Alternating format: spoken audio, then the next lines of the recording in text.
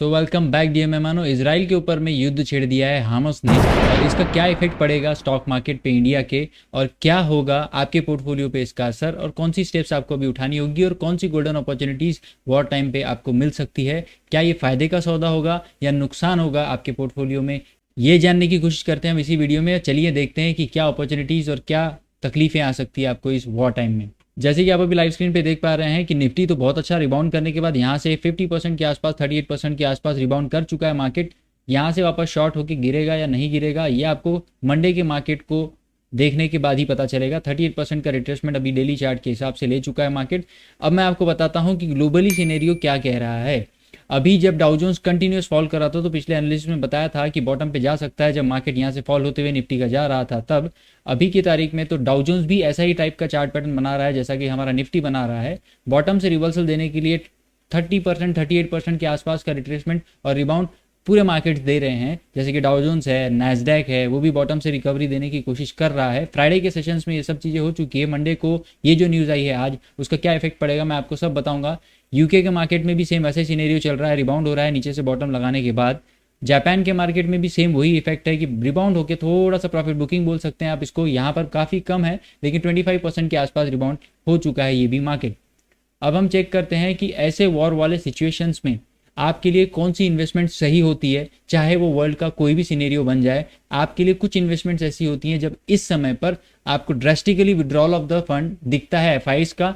मैं एफआई और डीआई का डेटा आपको ट्रेस करके दिखा देता हूँ अपनी लाइव स्क्रीन पे।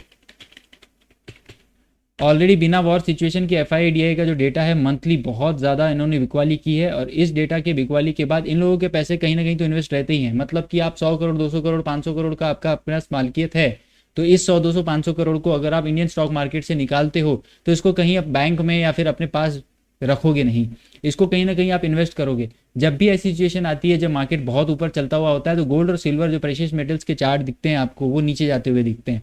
और जब आपके पास में ऐसी बिकवाली दिखती है स्टॉक मार्केट में तो ये सारी चीज़ों की बिकवाली करने के बाद पैसा जाता है आपका पूरे गोल्ड और सिल्वर ऐसे प्रेशियस स्टोन्स और प्रेशियस मेटल्स में, जो हेज करने के लिए और अपने पोर्टफोलियो को सेफगार्ड करने के लिए यूज़ करते हैं एफआईज डीआई। आप देख सकते हैं 6 अक्टूबर 5 अक्टूबर 4 अक्टूबर 3 अक्टूबर कंटिन्यूसली इन लोगों ने तकड़ी बिकवाली की है। फ्राइडे के सेशन में सिर्फ 90 करोड़ की बिकवाली दिखी थी एफआईज की तरफ से, लेकिन उसके पहले 1864, 4424, 2013 ऐसे बड़े बड़े फिगर्स में आपको दिख रही है बिकवाली। अब हम चेक करते हैं कि ये बिकवाली होने के बाद आपको गोल्ड का चार्ट में दिखाता हूं। सबसे पहले देखो गोल्ड में अभी क्या हुआ है। गोल्ड यहाँ पर एक बॉटम वाले 56,438 के आसपास में आके बॉटम लगा चुका है। हो सकता है यहाँ से रिवर्स करे या मैक्स टू मैक्स गोल्ड और नीचे जाएगा तो इतना नीचे जा सकता है। चार्ट देखकर आप मंडे के सेशन में पहले बिकवाली अगर आई तो मैक्स टू मैक्स 54,911 पे डेली चार्ट में देख रहा हूँ वहां तक के जा सकता है। अदरवाइज ऐसी सिचुएशन में जब स्टॉक मार्केट से लोग पैसे निकालते हैं तो गोल्ड में ही इन्वेस्ट करते हैं और सिल्वर में इन्वेस्ट करते हैं, प्रेशियस स्टोन्स में इन्वेस्ट करते हैं। एक और आपको सलाह दूंगा मैं कि यहाँ पर ये जो है निपॉन इंडिया एमएफ मतलब कि ईटीएफ एक्सचेंज ट्रेडेड फंड्स, ये फंड्स ऐसे होते हैं ये कभी जीरो नहीं हो सकते, क्योंकि आप निफ्टी 50 या 10,000 जो स्टॉक्स लिस्टेड हैं पूरे स्टॉक मार्केट में सब आप एक साथ नहीं खरीद सकते। इसलिए निफ्टी के टॉप परफॉर्मिंग स्टॉक्स का पूरा रेशियो का एवरेज करके एक ये ईटीएफ बनाया जाता है, जिसको अगर आपने खरीद लिया तो सारे स्टॉक्स का हिस्सा एक आपके पास रह जाएगा। चाहे निफ्टी फिर कितना भी ऊपर जाए नीचे जाए, आपको ये कभी भी जीरो होते हुए नहीं दिखेगा। एक सेफ गार्ड और सेफ ऑप्शन रखने के लिए आपके पोर्टफोलियो में ईटीएफ सबसे अच्छा ऑप्शन होता है ऐसे वोलेटाइल मार्केट में जो न्यूज़ ड्रिवन हो जाता है। साथ ही साथ आपको मैं कुछ और बातें बता देता हूं। इजराइल से इंडिया क्या मैक्सिमम इंपोर्ट करता है, पर्ल्स, प्रेशियस स्टोन्स और बहुत सारे इलेक्ट्रिकल इक्विपमेंट्स और इलेक्ट्रॉनिक इक्विपमेंट्स इंपोर्ट करता है, फर्टिलाइजर्स इंपोर्ट करता है। ये सारी लिस्ट बताने से पहले मैं आपको बताता हूं कि इंडिया का इंपोर्ट जितना ज़्यादा बाकी देशों से होता है उससे कौन से नंबर पर आता है इजराइल, जिससे इंपोर्ट हम करते हैं और कितना इंपोर्ट हम करते हैं। इंडिया में सबसे मैक्सिमम इंपोर्ट अगर कहीं से होता है तो वो होता है चाइना से। टॉप नंबर 1 का इंपोर्ट हम करते हैं चाइना से अपने देश में। उसका इंपोर्ट का वैल्यू है 747 INR बिलियन। उसके बाद सेकंड नंबर पे रशिया, यूएस, यूएई, सऊदी अरब, इराक, हांगकांग, इसमें बहुत दूर जाता है इजराइल। इसलिए हमारे स्टॉक मार्केट पे ज़्यादा इफेक्ट्स नहीं पड़ेगा, क्योंकि इंपोर्ट्स के मद्देनजर रखते हुए हमें इतना ज़्यादा लैग फील नहीं होगा, क्योंकि 645 बिलियन का इंपोर्ट नंबर 1 पर है। और जिस जगह पर आज इजराइल है इस लिस्ट में, जो हम इंपोर्ट करते हैं बाहर के देशों से सामान, उसकी लिस्ट में टॉप 10-20 में भी नहीं आ रहा है इजराइल। 11 बिलियन का इंडियन नेशनल रुपीस के करेंसी के हिसाब से 11 बिलियन के इंडियन नेशनल रुपीस करेंसी का वैल्यू का माल हम इंपोर्ट करते हैं इजराइल से, जो टॉप के 645 से बहुत कम है। और ये सब मैं आपको प्रीवियस डेटा का अगर बता रहा हूं कंपैरिजन, अगर लेटेस्ट और लास्ट डेटा के हिसाब से बताऊं तो चाइना से हमने 747 इंडियन नेशनल रुपीस के बिलियंस का इंपोर्ट किया है, जिसके सामने इजराइल का अगर लेटेस्ट वाला अगर रिपोर्ट अगर देखें तो इजराइल से हमने लेटेस्ट में 11 बिलियन इंडियन नेशनल रुपीस का इंपोर्ट किया है।